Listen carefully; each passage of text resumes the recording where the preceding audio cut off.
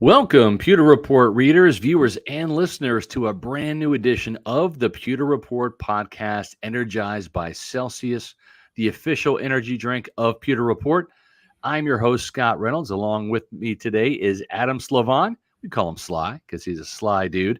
We were both out at Bucs OTA practice today, the first one of the year, along with Bailey Adams, who was on the podcast yesterday.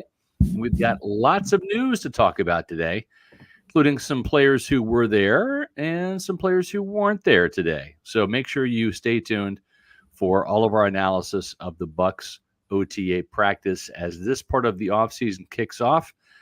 And I am, like I said, joined by Adam Slivon. Adam, it was not too hot out there today. It was kind of a nice day, given the fact that it's summer.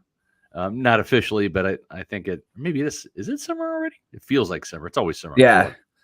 But yeah, it wasn't an inferno. It was not a scorcher out there. Nice breeze, little nice stair step into training camp, if you will. And but at the same time, wasn't so easy for Todd Bowles to move around. The Bucs head coach revealed today that he had off-season knee surgery, a total knee replacement. So he was pulling a Bruce Arians and riding around on a golf cart today. Yes, he was. Yeah, and like you mentioned, it wasn't just the Bucs players ramping up. It was us out there as a precursor to the dog days of summer when it's 95 degrees every day during training camp. But it was great to be out there and great to see Todd Bowles and all the players really for like the first time getting the whole band back together. Yeah, it was. One of the players that was not there was Tristan Wirfs. You've probably heard if you've seen pewterreport.com or the report by ESPN's Jeremy Fowler. Wirfs is missing the OTAs. And is he a holdout? Well, kind of, sort of. Tristan has been a mainstay at the facility this offseason. Matter of fact, every time we've been there, we have seen Tristan lifting weights. I mean, he lives in the weight room. He and Luke Gedeke are practically taking up residence there this offseason. Yeah. But I think this is a precautionary thing, Adam. This is not like the Devin White situation last year where White wanted a contract extension and wasn't going to get it and decided to hold out during the offseason and even asked for a trade out of town. Of course, that didn't happen. That didn't materialize. He had to play on the fifth-year option. But the main difference between Wirfs, and this is a picture from last year during the OTAs, and what we saw from Devin White is the team is negotiating with Tristan Wirfs on a new deal. Yeah, and with that, I don't really see it being too big of a concern that Tristan Wirfs isn't out there during OTAs, because besides like the rookie offensive linemen such as Graham Barton and Elijah Klein, we're just getting on the field is a big first step for them. You know what Tristan Wirfs provides. Bucs fans have seen it since he was drafted back in 2020. Really just a precautionary move. It's kind of what Todd Bowles alluded to today, that he's still comfortable, that he's there at the facility working out. And he's working out with Luke Gedeke getting those weight sessions in. It really just seems like a matter of time, just like with Antoine Winfield Jr., where he was the highest paid DB. Very well could be that Tristan Wirfs becomes the highest paid offensive lineman in the NFL as well. Yeah. And, we talked about this, sounded the alarm bells a little bit in a Pewter Pulse over a week ago on Pewter Report TV. Even some fans kind of took exception saying, oh, well, a deal's going to get done. Yeah, but when Penei Sewell got that contract extension from the Lions, and it came in larger as a right tackle than Laramie Tunsil's deal as a left tackle did. Laramie Tunsil from Houston making $25 million per year on average, and then having Penei Sewell come in at $28 million. I mean, usually you see a little bit of a stair step, right, Adam, where it's like, all right, you're at 25, so we'll come in at $25.025 million or 25 and a half, or maybe even 26. But to kind of just jump right to $28 million per year, a $3 million leap per season, that was a little caught the Bucs off guard a little bit and kind of set negotiations back. And that's kind of what I alluded to in that Pewter Pulse, and that's exactly what's happened. And that's why Wirfs' deal has not been finalized yet. And I think that the main thing is Wirfs and I have to give him credit because he's been at the team facility. He's communicated with Todd Bowles. He has done everything right in terms of this, but he's only guaranteed $18 million a year. And so you don't want him to go out there and sustain a knee injury. And we've seen, hey, ACL injuries can happen when there's no contact. You saw that firsthand last summer with Russell Gage up in New York. Yeah, very much so. Anytime like a ligament could just pop out and without even contact, or Teddy Bridgewater with the Vikings back in the day. And I really like the point you made with the contract and how Penei Sewell kind of reset the market a little bit too much. It's kind of reminiscent. I'm sure you remember with Simeon Rice back in the day when the Buccaneers really made him the highest defensive player for a couple of seasons. Yeah. And so it's going to take some time for the Bucs front office and Tristan Wirfs' agent and his camp to really work out a deal. But again, Tristan Wirfs, he just seems like a Buccaneer. And this is what Todd Bowles had to say. Yeah, I'm aware that it's voluntary. Me and Tristan had a conversation, plenty of conversations. He's still working out. He's been here all off season, so I'm comfortable with that. So, don't get too alarmed over this. And keep in mind, too, that there is an order of things, right, Adam? It's like you look at the fact that free agency came upon this team and all teams in the middle of March. They had to get a deal done with Mike Evans, had to get a deal done with Baker Mayfield, so those players wouldn't hit free agency. Then, of course, Levante David's deal was next. And then you have this deadline of mid-July where you had to get your franchise player, Antoine Winfield Jr., under contract. And, of course, they did that just last week. So naturally, Tristan Wirfs' deal was going to be backburnered because there is no deadline. He's on the fifth-year option. Now, both sides want a deal done sooner rather than later, and I think it does happen before training camp starts. That's still 2 months away. So, this is not unexpected in terms of Wirfs' deal getting kind of put on the back burner and probably, slowed down a little bit due to the Penei Sewell deal that kind of came out of nowhere. Yeah, and just you hit the nail on the head when you were talking about all the other deals that the Bucs had to get done this offseason. There's so many big fish to fry that Tristan Wirfs is kind of left behind. Yeah. But getting Wirfs' deal done also means that's the last step in the boat parade that Jason Light alluded to back at the NFL Scouting Combine. Once he gets all those deals done, but there's still so much time in between the deadline of getting that deal done. It really is going to come to fruition. It's more so a matter of when than if. Yeah. Speaking of fish to fry, Rev Fish chimes in here. Mark Fisher with a $9.99 super chat. Thanks so much, Mark. We really appreciate it. Thank you. Just because another lineman gets paid, why should Wirfs balk at a strong, fair offer? Bucs have a team to pay. Brady and Baker knew this, meaning that they didn't take, the top upper echelon deals, right? Baker Mayfield is the 16th highest paid quarterback in the league, which is fair. Yeah. The funny thing is he's the third highest paid in the division behind Derek Carr and then, of course, behind Kirk Cousins. And Tom Brady was never the highest paid quarterback in any year that he was in the league, even though he was the best quarterback there was for most of that time. So he continues and says, is this greed, ego, or, and I'm not quite sure what that is, Wirfs doesn't hit me as a selfish player. And I agree. This is not being selfish. This is really just the Buccaneers, I think, wanting to make him the highest paid offensive lineman. They did that with Antoine Winfield Jr., making him the highest paid defensive back. The beauty of this is if you give him a 5-year deal, for example, okay, then you've got a situation where you've got 5 years where Tristan Wirfs doesn't necessarily have to be a player that is constantly having to be the highest paid. I mean, he's going to slide down that ladder. Vita Vea at $17.75 million per year right now is a bargain at defensive tackle, right? But a couple years ago, he was one of the higher paid defensive tackles. So if you pay them now over the next 4 to 5 years, it's going to slide down a little bit, Yeah, for sure. And it's not so much of a demanding position as quarterback, where they're constantly re-upping and renegotiating new deals. Once you pay an offensive lineman, it kind of stays status quo. Yeah, exactly. So let's get to some of the video today. We talked to the players, some of them after the practice, and we'll talk more about what some of the intricacies are within the OTA practice today. Some of the highlights, we can get into that. I did drop today's Bucs OTA Insider in the chat, so you can check that out. But I think the biggest thing is Jordan Whitehead had a chance to speak today, along with Chris Godwin. Chris Godwin is going to be entering a contract year, much like what we saw with Mike Evans, where he's going to have to play on that. The Bucs are not going to come to the negotiating table, and this year they're going to have to wait and see, how Chris Godwin fares this year. This is what Chris had to say.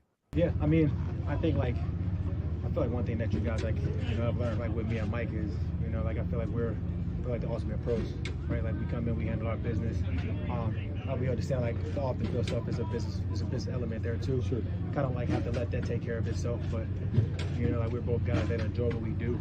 We enjoy the people that we work with. So I'm grateful to be here, grateful to be out here and putting the work in. And it's a beautiful day here. It's hard to beat these bright sunny days, right? Even though it's warm, it's the humidity is not fully here yet. So that's a blessing. Yeah. That's a blessing. Here's the thing with Chris Godwin, and you and I and Bailey talked about this too. It's one thing to play general manager of the Buccaneers in our own minds, right? And look at the salary cap and look at the roster and do it from an on-paper perspective, almost like playing general manager in franchise mode in Madden, right? Where you just kind of soullessly making these decisions about the team, but let's look at the cap and let's look at the roster and all this. And I even did a Pewter Pulse about Chris Godwin and Jalen McMillan, who might be his replacement next year. We'll see. But when you hear Chris Godwin talk and you see that he's here and a couple of the other guys weren't here, the usual suspects, Vita Vea, Mike Evans, they've kind of had a spotty track record of making OTAs in the past. But, of course, they show up on Sundays during the season. But Chris Godwin's always there. He's always being the leader. He's got the C on his chest. And so you sit there clinically and looking at this and saying, okay, well, I don't know if this team is going to be able to afford two $20 million receivers for the next couple of years if they give Chris Godwin a big contract extension. Then you listen to Chris, Adam, and you're like, gosh, this guy's such a pro. If he has really a really good year, how can you not keep him? Yeah, not just a pro, but as he mentioned in that same press conference, him and Mike Evans are ultimate pros, and he wears that C on his chest for good reason. One thing that I've noticed is that he's always the same guy. Last season through wins, losses, the thing when his wife started speaking out, he is a level-headed guy and really one of the biggest leaders, not just for the offense, but the team in general. Just the way he talks, you get motivated and you're like, man, I ball out for Tampa Bay. And that's something that he's done. And in the past 3 seasons, one thing that he kind of spoke on was being consistent. And Mike Evans, everybody knows his 10 straight 1,000-yard seasons, but Chris Godwin has 3 of his own, including the season when he had the torn ACL. So being able to overcome that ACL injury, and he's still working at getting better, still wants to be that consistent guy. It's one thing to look ahead at the future and say, hey, can't pay Mike Evans and Chris Godwin all this money. But at the same time, you're like, Chris Godwin has value in other areas that you really can't quantify. No, you're right. And we'll see. I mean, I think the Buccaneers are doing the right thing by putting Chris Godwin back in the slot for a lot of the right reasons. Number one, I think he's the best suited guy to play in the slot. Number two, he even talked about it today. It's just an area where he feels really comfortable. All right. I mean, it's a little bit of a gift. It's kind of easy to sit there and say, okay, well, he's a wide receiver and he's going up against slot corners, which are typically the third best corner on the team. Not always, but, typically. And linebackers, in zone coverage and safeties that might come down and walk on, having a one-on-one type of situation and coverage and him being able to navigate those things. And I'm just telling you, it's like, he really has a knack for making those types of plays in the middle of the field. He can navigate that traffic better than most. Yeah, and it speaks to his versatility, too, being asked last year to play on the outside when he really does profile best as a slot wide receiver, but he can hurt defenses in multiple different ways. So putting him back in Liam Coen's offense to really be that slot guy, it really allows him to play to his strengths and being able to separate off the line of scrimmage and really just use his route running ability. He's a really savvy route runner. And although he may have lost maybe half a step after the ACL injury, he still provides a lot of value. It's just about getting him in those situations and then also finding the end zone. Last year, didn't really find the end zone, but if he does and gets back to that level, I mean, it very easily could be one of the best wide receiver duos in the league, kind of like it was in 2020, 2021 when you had Tom Brady and the offense really just firing on all cannons. Yeah, it's not really Chris's fault, right, Adam? But because he can't throw passes to himself. No. And listen, Mike Evans is the ultimate touchdown target, right? He's the red zone 6'5", threat. Yeah, 6'5". When you're 6 foot, 6'1" Baker Mayfield, he's the easier guy to find. But I think being in the middle of the field is going to afford him more opportunities in the red zone where he can do some damage. It's just the problem is the Buccaneers want to see his touchdown regression, which has gone from 9 touchdowns in 2019 to 7 the next year, to 5 the year after, to 3 in 2022, to 2023, where he only had 2 touchdown receptions last year. He did have 1 on an end around, but he's got to get that touchdown production number up a little bit. I think he's going to be at 5, 6, 7 for this team to really feel good about, okay, you got another 1,000-yard season. You're going to be 29 in next year, but are you putting points on the board, helping us win games? I think that the Godwin being in that slot receiver role can do that. Yeah, and especially when you look at a couple of the guys behind Mike and Chris that really could add some speed on the outside, and Jalen McMillan and Trey Palmer. Chris kind of had some fun today talking about both of them, saying that he really liked Jalen, and then also had some fun things to say about Trey as well. Yeah, we'll play that video about what he has to say about Trey Palmer. Trey's a unique individual. And I think, the more you guys get to talk to him, the more you guys will realize that I think he's authentically himself, and that's rare. Sometimes guys will get to the NFL and they'll start feeling like they got to be a certain way, but man, Trey is always him, and I really, really respect that about him. He has this childhood kind of joy about him, and he comes in and he's kind of goofy, but he's very serious about his work. He's very serious about his performance, and I think that he doesn't take anything too serious. So he has some ups and downs, but I think that his ability to bounce back, is going to really, really help him as he continues to progress in his career. So I'm proud of him so far, and I think Trey is going to continue to be a big part of what we do, man. I think the more talented guys we have in our rooms, the better off we'll be. Well said there by Chris Godwin. And Jalen McMillan only adds another weapon to this team, and I think provides some cover in case there's an injury. I mean, let's not forget that last year, and this is really rare, Adam, when you think about this, and it's kind of a double-edged sword, because the Buccaneers, despite all of what I'm about to say happening, we're still only 9-8. But Baker Mayfield, Rachaad White, Cade Otton, we're talking about the starting quarterback, running back, and tight end. Chris Godwin, Mike Evans, the 2 starting main wide receivers, Tristan Wirfs, Luke Gedeke, Cody Mauch, Robert Hainsey. That's the other starting receivers, and that's the starting offensive line minus the left guard position. All those players started all 19 games last year, right? I mean, that is an incredible track record for health when it comes to an entire offensive unit. I mean, you're talking about really only Matt Filer missing some time with that injury, and then Stinney came in and didn't miss any time. So this was a very healthy team last year. And I think that if there is an injury at wide receiver, having a guy like Jalen McMillan, who will start outside at the Z at the flanker position, competing with Trey Palmer, but also have the ability to play inside in the slot, is going to give this team a little cover. But also, too, it's going to push Trey Palmer to be a better receiver, because he can't have those drops anymore. He can't fumble the ball anymore, because he's going to have a rookie breathing right down his neck, pushing him for a starting job next year as that wide receiver 3. And a rookie wide receiver that very well could be the steal at the position in the draft. When you look at McMillan falling to the 3rd round, really only because of injury and the fact that he was playing alongside Rome Odunze and Jalen Polk.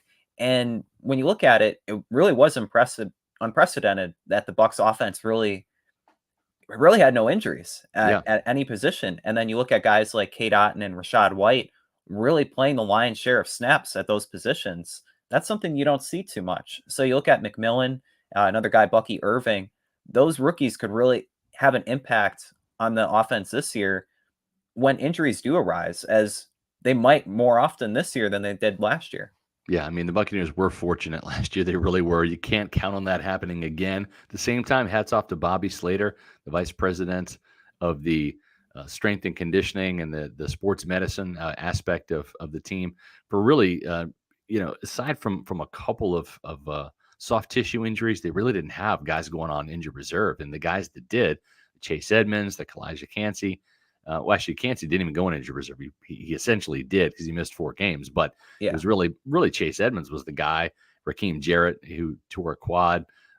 Outside of that, I mean, you didn't have the starters going in injured reserve outside of Ryan Jensen, and he just couldn't come back from that career-ending knee injury. So we'll see if they can stay healthy. But having Trey Palmer get some competition for that wide receiver 3 spot, I think is also really good for the sake of competition. It's going to make the rookie better. It's going to make Trey Palmer better.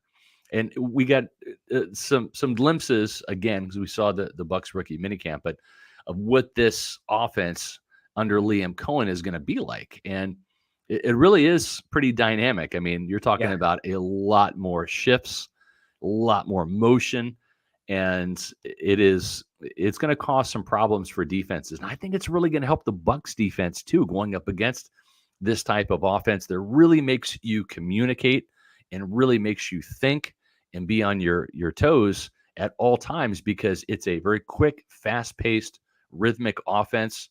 And Chris Godwin, I think, really seems to like it. This is what he had to say about the moving parts of Liam Coen's offense. I think, like I was saying earlier, I think it's a lot of diversity.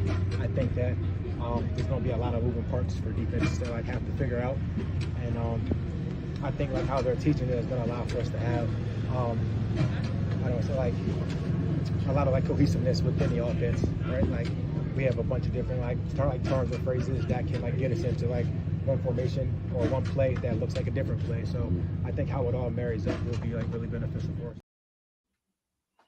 Yeah, and the other thing too is when you look at what Liam Coen's offense does with a lot of bunch receiver sets, you're talking about some free releases. You're talking about creating some confusion about, this receiver is going this way at the snap. This one's taking, a straight shot down the field on maybe a go route, or maybe it's a skinny post. Then you got another receiver running a crosser that ends up, being a smash route and hits to the sidelines. There's just so much that's going on that it's going to really attack opposing defenses, but I think it's going to help Todd Bowles' defense too. Definitely. And when you look at Todd Bowles' defense, it kind of thrives on the complexity and that diversity of different blitz packages and utilizing players in different ways. You see a lot of parallels to the offense that Liam Coen wants to run, and the fact that there are going to be those bunch wide receiver sets, and then also the utilization of having a running game and it really being a point of emphasis. And Cade Otton kind of talked about today that he's focused on becoming a better blocker to really see the field and give Rachaad White and Bucky Irving those chances to really thrive in the run game. Because if they get that going, it really does open everything else on offense. Kind of similar to the defense, when you have the pass rush clicking, then the secondary is able to lock up. If you can marry the run and pass, much like you can do on defense with the pass rush and the coverage, I mean, you're winning a lot of football games. And there's a very easy way that the Bucs can improve on their 9-8 record if they hone in on those little aspects. I agree. And I know this is new offense. It's going to be a little bit more challenging, a little bit more complex, but you look at a guy like Cade Otton. You mentioned Cade, right? He's entering his 3rd year, still a very young player, but he's got 3 years as a full-on experienced player. I mean, he played 98% of the snaps last year at tight end. That's a Herculean feat by itself. So you're talking about guys that really aren't rookies anymore. And certainly guys like Chris Godwin and Mike Evans, they've been around the block. They've been in multiple offenses. They picked them up. They've had some success. We're talking, 10 straight 1,000-yard seasons for Mike Evans, 3 straight 1,000-yard seasons for Chris Godwin. They just keep coming. They just keep coming. And I believe that as they pick up these nuances of Liam Coen's scheme, it's a little bit more diverse. It's a little bit more advanced. And you marry that with Baker Mayfield's ability to call audibles now, where he's going to go to the line of scrimmage with multiple plays, multiple run and pass, and basically pick which one he likes depending on what he sees. And there's going to be a lot of motion that is going to, be a tell, whether it's man or zone defense that Baker and the offense is facing. And I just like that. I also love the fact, too, that the Buccaneers, because of their 1x3 or 3x1 sets, they're going to be dictating to the defense, you're going to have to play a lot of nickel or dime because we're going to put a lot of receivers on the field. And what that's going to do is that's going to, I think, create lighter boxes. That's going to aid this running game. It's going to help Bucky Irving, help Rachaad White not have to run into loaded boxes anymore because you're just not going to see two tight end sets. That's a great point. And last season, you saw so often that defenses would really bunch up the box, and that would create so many challenges for the offensive line and the tight ends. At the beginning of the season, trying to work in a new offense, they're not able to give Rachaad White a hole to run through. So if a defense is in dime, and then you have a guy like Bucky Irving, who Josh Capo has written plenty about enforcing missed tackles, it really does open up that big play dynamic. And if you have Trey Palmer coming in next year, limiting the drops and the fumbles, a guy like Bucky Irving, Jalen McMillan, you get those young guys that are able to provide that spark. And then you have your rocks on offense and Mike Evans and Chris Godwin. The offense has a lot of potential. It really does. And we saw it improve from 18 points per game under Byron Leftwich, where he didn't have Antonio Brown and Rob Gronkowski to deploy. And it was really just the Chris and Mike and Tom Brady show. And it wasn't enough.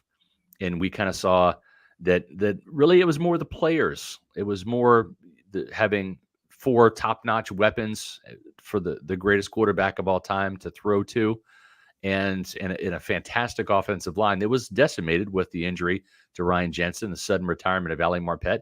But Byron Leftwich couldn't scheme his way out of it. He just didn't, quite frankly, didn't have the knowledge and expertise as a play caller to help the team out.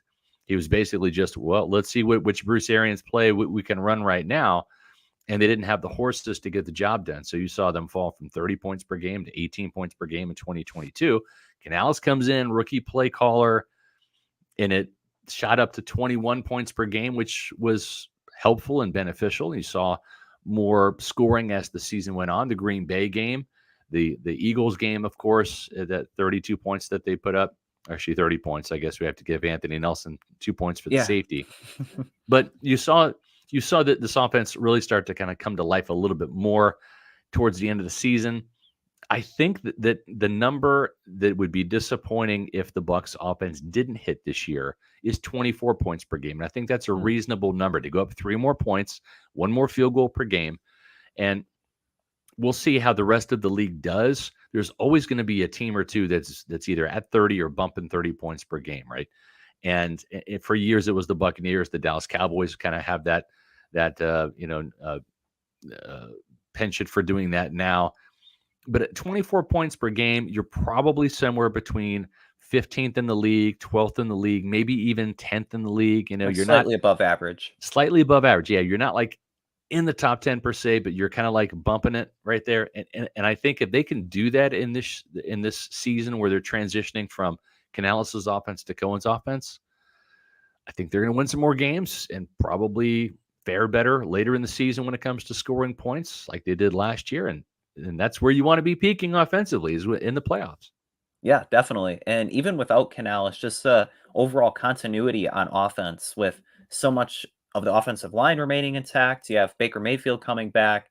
There really is that growth that the offense can experience, kind of like it did late in the season, carry that over into next season and kind of avoid those clunkers too. I think that's a big aspect is if Baker Mayfield, I think you wrote about it, he had like 7 clunkers. If he can knock out like half of those and really just be more consistent week in and week out, this offense really could score 24 points a game or even a little bit more. I agree. And, some of those clunkers, they end up winning, right? You go to that Falcons game, he completed 48% of his passes, but down the stretch in that last drive, hit a couple of big ones. Chris Godwin had one. Of course, the touchdown pass to Cade Otton to put them on top, was another. So, but yeah, if he can whittle that number down a little bit and become a more consistently better quarterback, I think that you're going to see the Bucs win some more games, and it's going to be a much better season in terms of scoring. Speaking of scoring, Richard Taruka says, congratulations to Kate Otten and his wife on their pregnancy. That's right. Yeah. We're going to see another Buccaneer baby here. We've already seen Tristan Wirfs and Baker Mayfield become fathers. Kate Otten is next. He is going to be a father in late June, right around the corner. So a little baby girl on the way for the Otten family. And so we want to wish them a congratulations on their pregnancy. And it's kind of exciting news. And of course, great way to time it during the off season. So Yep. you can have a little bit of time with the little one before, daddy has to report to work and do a training camp and head into the football season. Yeah. And it really is a Bucs baby boom with all the, It is. with all the babies going around. Yep, exactly. Well, if you want to put a little boom into your day, I recommend you do what I do, which is grab a Celsius. It's the official energy drink of Pewter Report, and it's darn good, folks. It's a tremendous flavor in every can. They're, of course, celebrating the new vibes right now: Astro Vibe, Cosmic Vibe, Galaxy Vibe. I had an Arctic Vibe again this morning, second morning in a row. They're just so good. And what we want you to do is go to Celsius.com, click on the store locator, and find out where you can grab a Celsius near you and give some of these new flavors a try. You can punch in your address when you go to the store locator, and you're going to find a health and fitness store, maybe a grocery store, maybe a convenience store, or maybe even a bodega. Bodega. There you go, Sly. And once you find your Celsius at a bodega, then you just crack open a can and see if you like it. If not, then grab another can and find some that you love. I've got about 10 that are in rotation for me. And it's just a great energy drink. Gets me going every day. You can also buy them in bulk and save some money on Amazon. So make sure that you're doing that and keeping the essential energy that you need in your system, courtesy of Celsius, the official energy drink of Pewter Report. As we continue on, Adam, it was good to see Jordan Whitehead back, and this guy's he's not the biggest safety, but man, he's got some guns. He is no stranger to the weight room, and I think he's gotten even bigger. He was a big dude when he was here the first go round, but a couple of years in New York with the Jets, and he's got some guns that are locked and loaded. This is what Jordan Whitehead had to say about some of the changes on the Bucs defense, if there is any. And because he's been gone for a little while, and we'll listen to what he had to say. Some things. You've been away for a couple of years. What's maybe some of the more subtle changes that you've noticed from what you guys were doing to what you guys have in store for 2024? Oh yeah, it's kind of crazy because the defense. I came back. The first day was a little blurry, and then the second day it was like everything came back to me. And as walkthroughs came, and when we did some walkthroughs, everything came back, and it's not too much different. It's just, he has a lot of calls, and that messes with the offense. You got so many calls, you got to study every night just because, it's a lot of different things, and he asks a lot of the defensive backs and the safety, so you just got to be on point and do what he asks. Yeah, there's Jordan Whitehead. He's kind of rocked up, as you can see, for somebody who's just maybe 5'10", close to 200 pounds. But, speaking of the Rock, I mean, this is a player that went to New York, played a lot of cover 4, whereas Todd Bowles plays more cover 1, cover 3. And he was used in the box quite a bit in Tampa Bay. And now he has some of those coverage ability. It increases in terms of his ability to take away the ball through interceptions, break up passes, and do things deeper in coverage. And we know that Todd Bowles likes to rotate his safeties. And I don't mean in and out of the game. I mean, sometimes you'll have Winfield in the box and he'll rotate the strong safety back to free safety. And because you really can't have Antoine Winfield Jr. getting those 6 sacks if he's lined up 15 yards off the ball. You got to put him in the box and in the slot sometimes. Yeah. And I just wanted to go back to the point on Jordan Whitehead being pretty built. It's my first time seeing him out there at One Buck Place today. And man, I thought Dave Canales had guns. Jordan Whitehead, he is a well-built dude. And when you go back to his time in New York, as you mentioned, learning different defensive coverages, playing back a little bit more, he's really become a more well-rounded player. And I think that ties in well to him becoming and remaining like a seamless fit in Tampa Bay. and already having that connection with Antoine Winfield Jr., who he mentioned he kept in contact regularly as he was getting his new deal done. But for Jordan Whitehead, what I really like about him is he mentioned that to be a Todd Bowles defensive back, you have to study every day. You have to be an active student. And just by listening to him, you can really tell that that's something he prides himself in and something that results have shown on the field that he's worked at getting better. When he went to New York the past 2 seasons, increased his tackle output, embraced new responsibilities instead of backing away from them. And all this ties into him maybe reaching his peak and coming back to Tampa Bay. Yeah, and I think, too, when you look at the fact that Winfield now, if he wasn't known before, right, as the $84 million man making $21.025 million a year and making the All-Pro team, well, quarterbacks are going to naturally want to go away from him. Very much like how Baker Mayfield said, yeah, I played against Jesse Bates for a while in the NFC or the AFC North when I was with the Bengals, or I should say when I was with the Browns, he was with the Bengals. And now we saw Bates come to Atlanta, and what do you have, 5 interceptions last year? But none against the Buccaneers because Baker Mayfield simply just stayed away from him. And so now you can see teams probably going in other directions with the ball. And that's going to benefit guys like Jordan Whitehead, right? When you see a player that like I mentioned on yesterday's podcast, Rondé Barber, he had 10 interceptions in 2001. And then I think only had 2 the next year. Well, where did those interceptions go? Well, they went to Brian Kelly. He had 8 to lead the NFC. So it's going to create more opportunities for other players when you have a guy like Winfield in the secondary.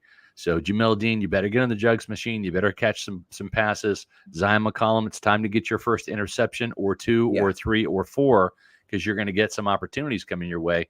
And Jordan Whitehead now, who was not really known as an interceptor during his first stint in Tampa Bay, has improved those ball skills and the ability to track the ball in coverage, and I think can be a big-time beneficiary of playing next to Winfield again. Definitely. And I'd argue that the strong safety position that Whitehead now occupies, probably the biggest upgrade among all the positions that the Bucs had. When you go from Ryan Neal and maybe Dee Delaney to Jordan Whitehead, and just, again, plugging in a really solid player, it does so much more for Antoine Winfield Jr. to kind of have free reign, lining up in different places. For Jamel Dean and Zion McCollum to have more support on the back end. Now it's about getting that production. And really, there's no excuse at this point. Yeah, no, I agree.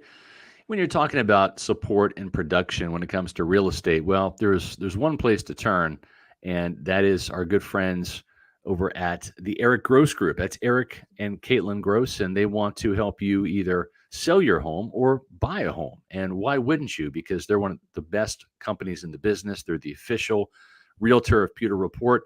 The Eric Gross Group is partnering with eXp Realty, and they've got agents all across the country. So if you're moving into the wonderful state of Florida, you can use them to help sell your house if you're listening from out of state.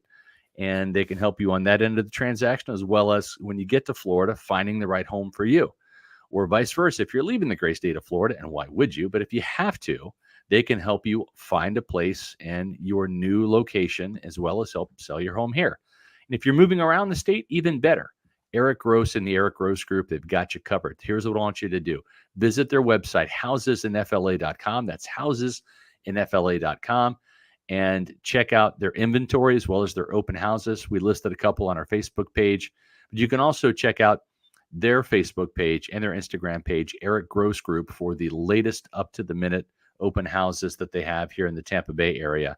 And give Eric a call at 513-907-4271. He knows the area of like the back of his hand. He's a huge Pewter Report fan. So let the conversation start with some Tampa Bay football first, then get to know him, and then see how he can help you with your real estate needs. You're going to want Eric and the Eric Gross Group on your team. So give Eric a call today, 513-907-4271, and visit their website, housesinfla.com. Now, let's get back to some of what Jordan Whitehead had to say. He's talking about the fact that Antoine Winfield Jr. cashed in on a new deal just the other day. Yeah, when I've been keeping in touch with him as things been going on behind the scenes, and he was just like, man, we need to get this done. You definitely deserve it. But for him to get that done, him coming in as a rookie, and I was already here seeing that, I can't be more happier than for him. And the guy he is, the leader he is, he deserves it. And everybody knows that. Everybody sees what he does on the field and how he handles himself. So definitely happy to be back playing with him. Yeah, good stuff there from Whitehead. And one more thing, and we'll talk a little offensive line to wrap up the show here. But this is Jordan Whitehead talking about Baker Mayfield. Remember, the quarterback that he had here last time in Tampa Bay was Tom Brady. And then, Brady retires, and Whitehead is in New York, and then he comes back, and all of a sudden, Baker Mayfield is not just the quarterback of the Buccaneers, but also quite a competitor and leader. Baker's a competitor. He's been a competitor since college, since I know him. And, that's the type of guy you kind of want leading the team. You get the Tom Brady's and Aaron Rodgers and things like that, and, that's great too. But when you got a competitor that's going to leave it on the line for your teammates, and, just how he plays the game, he runs the ball, he throws the ball, he'll do everything whenever it's asked of him, and that's the type of guy you want to lead.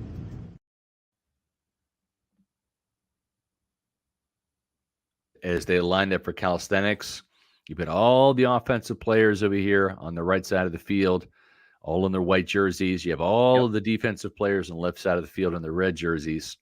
And you got that guy in the orange jersey, Baker Mayfield, right there in the middle of the red jerseys, hanging with the defensive players. He's not just the leader on the offense. He's the leader of this team.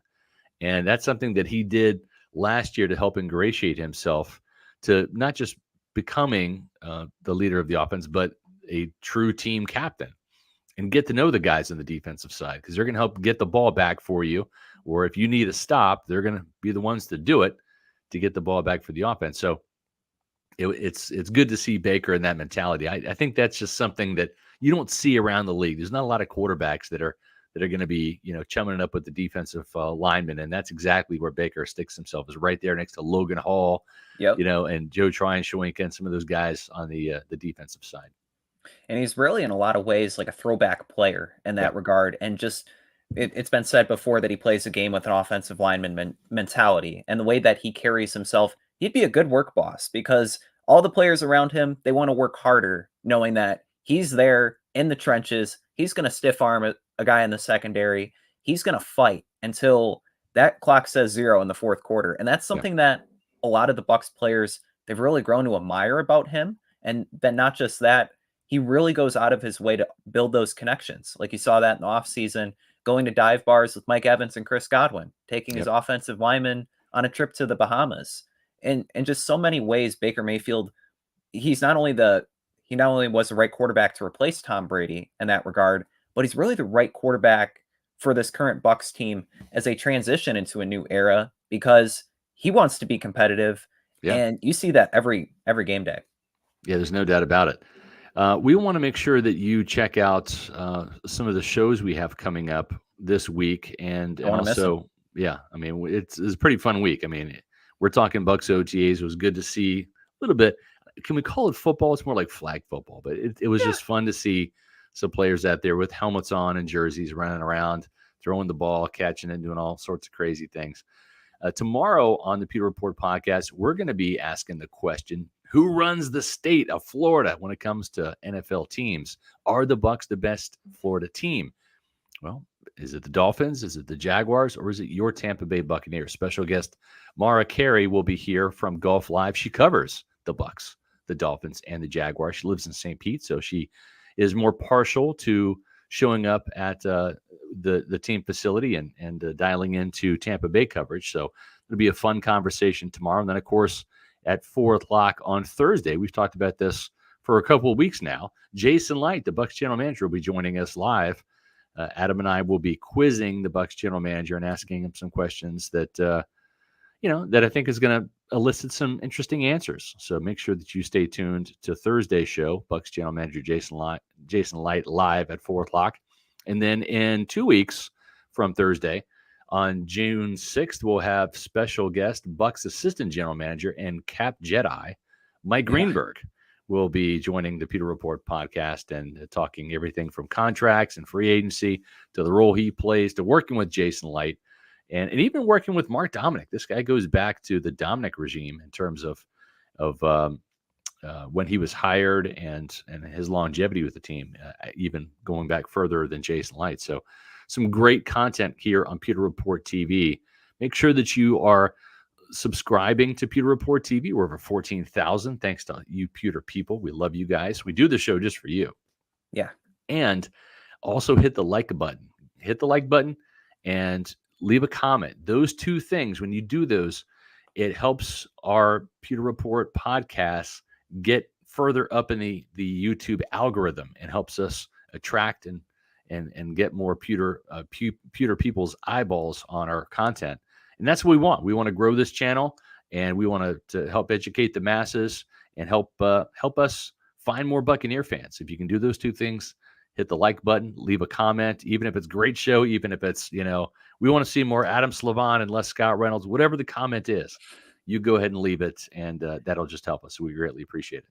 I don't know. You're the face that runs the place. I've been here a long time. I'm ready for some new faces. Let's talk about some new faces.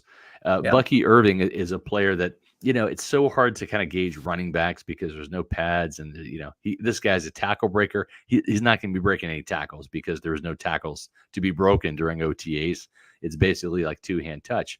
But man, you see that first step quickness, the cutting ability. He's a very sudden player and a little bit of different style, certainly different size at 5'9", 192 compared to 6 foot, 222-pound Rachaad White. But you can already kind of see what makes Bucky Irving very intriguing as a running back. Yeah, and like his skill set, and not just being a runner that can elude tacklers, but also a receiving back. You saw that quite often last season at Oregon, where he was catching a lot of passes. I believe he caught like 50 passes. So his skill set, I think, is going to translate really well into the NFL. And I think he'll kind of overcome all those athletic measurements and testing numbers, because for a running back, it's really about timing. It's not so much about speed. If you can hit your speed like right away, then it's not so much that you have to run 4.3, because a lot of guys that run 4.3, they aren't the most pure football players. Yeah, and that's right. When you look at Bucky Irving, he kind of is a pure football player, and you saw that production the last 2 seasons where he really shined, and he really has an intriguing skill set. Yeah, that acceleration is so key, because it's not about the 70-yard touchdown run in the NFL that you're going to have in college. Those are rare, right? It's about the 17-yard run.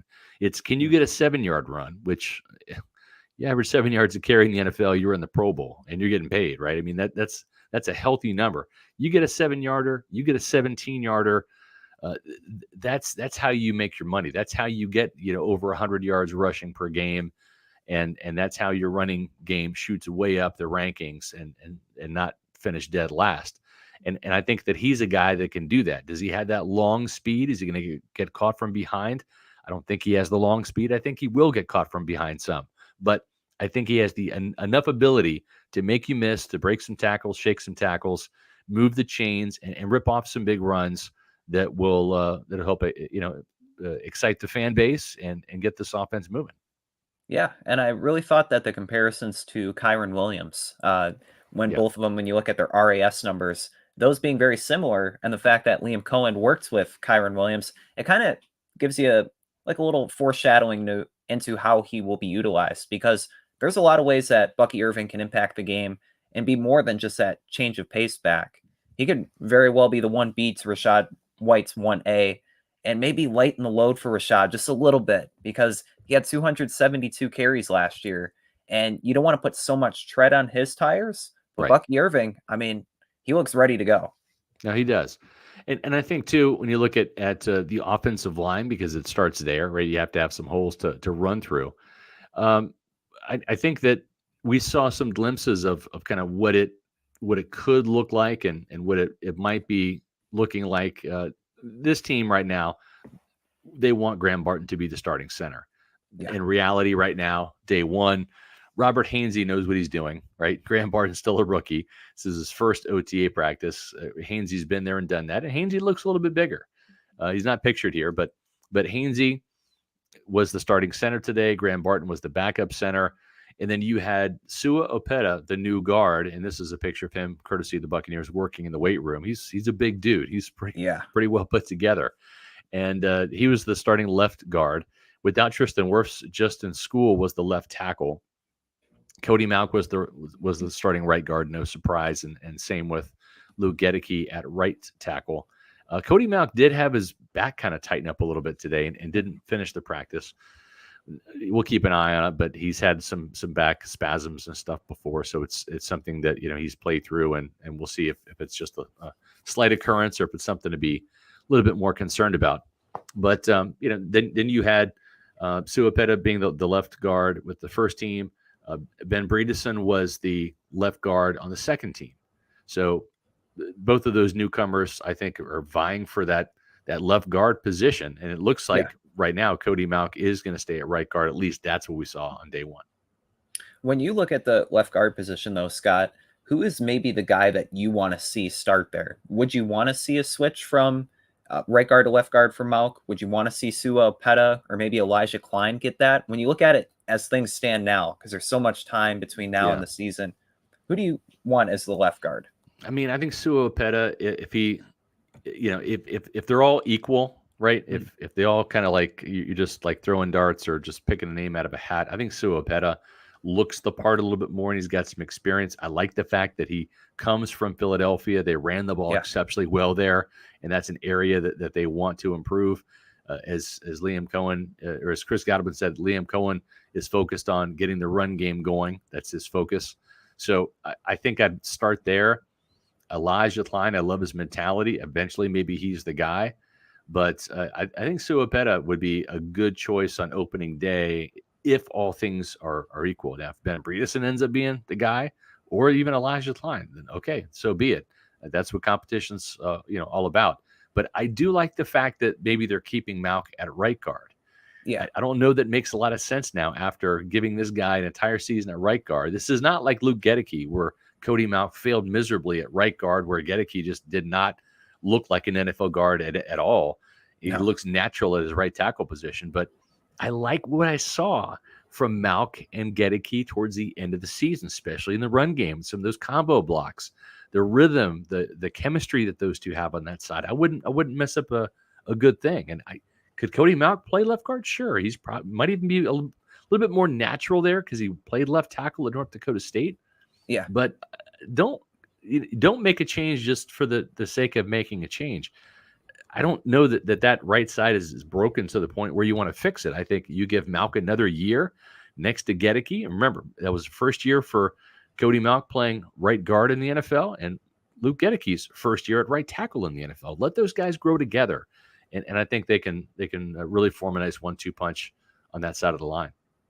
That's a great point. And when you look at Mauch, he really looks like an NFL guard, and just the fact that he's so athletic and able to get to that second level and really align himself well and picking up blocks and really knocking guys to the ground. You keep him at right guard for another year. There's a lot of growth there. And I think he barely scratches potential yet. Yeah, no, I totally agree.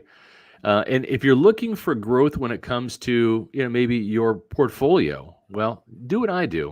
When I use an Amuni Financial for my portfolios and for a lot of my investments, I've been a happy camper over the last couple of years.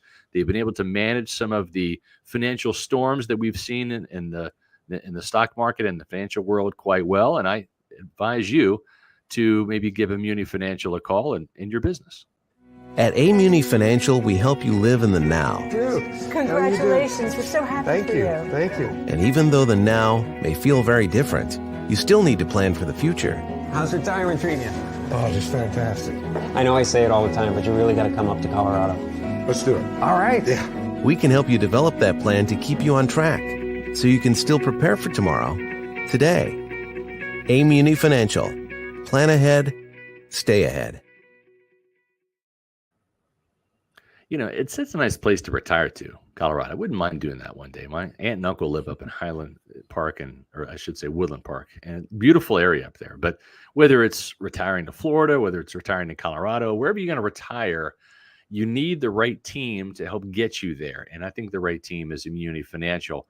Managing your family's wealth means more to Amuni Financial than simply allocating your assets. It means legacy planning, brokerage and advisory services, retirement accounts, college savings accounts, and insurance services. With 40 years of experience, let Amuni Financial help you plan ahead and stay ahead. Give them a call today at 1-800-868-6864 or visit them on the web at amuni.com. And make sure you tell them Pewter Report sent you too. Well, Adam, we've had a great show. We're looking forward to having a great show tomorrow on the Pewter Report podcast at 4 o'clock. If you missed it earlier, are the Bucs the best team in Florida? Which team in the NFL runs the state? Is it the Bucs, the Dolphins, or the Jaguars? We're going to ask special guest Mara Carey tomorrow and get her opinion on that. She covers all three teams for golflive.com. And on Thursday, special guest, Bucs General Manager Jason Light. A multitude of questions that Adam and I will be asking the Bucs GM. So don't miss either one of those shows at 4 o'clock Eastern time. We'd love to have you join the live shows and ask questions too of Mara and also of Jason. And we'll have plenty of questions as well. So any other closing comments or observations from today's Bucs OTA? I was disappointed Vita Vea wasn't there. Wanted to see him. Todd Bowles did kind of reiterate what Casey Rogers said, the Bucs defensive line coach. Vita Vea has lost some weight. Looks good. He wants to see him continue in that trend. Logan Hall, though, 295 pounds. Looks bigger, too. He needed to gain some more weight. Yeah, definitely, especially if he wants to have more of an impact along the defensive line. One other observation I had, kind of mentioning at the start of the show, concerns about Tristan Wirfs, kind of brushing those aside. Same goes for the rookies maybe starting off slow today, with Graham Barton getting those second string reps at center. Chris Braswell didn't have the best of days out there. Yeah. It's only the first day of OTAs, though. That's right. And these rookies have such a long way to go into becoming key players for the Bucs next season. So although they may have started off slow, there's just still so much time for them to really blossom.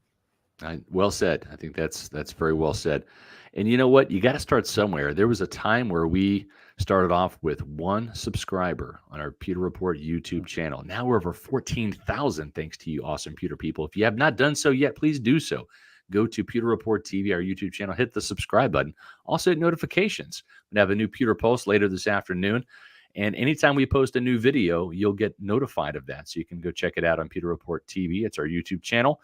And also hit the like button and also leave a comment that helps our algorithm with YouTube and get us in front of more awesome Pewter people like you. Make sure you are following Pewter Report. We had a ton of content on X today. That's Twitter.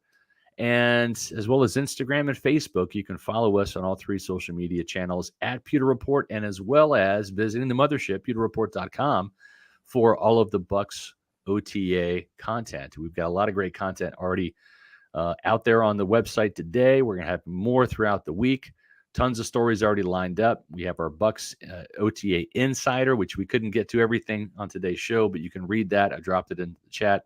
It's also live now on pewterreport.com. So really appreciate you Pewter people tuning in, as you always do. You're great. We appreciate the comments and the questions and the super chat. Thank you, Redfish, for that.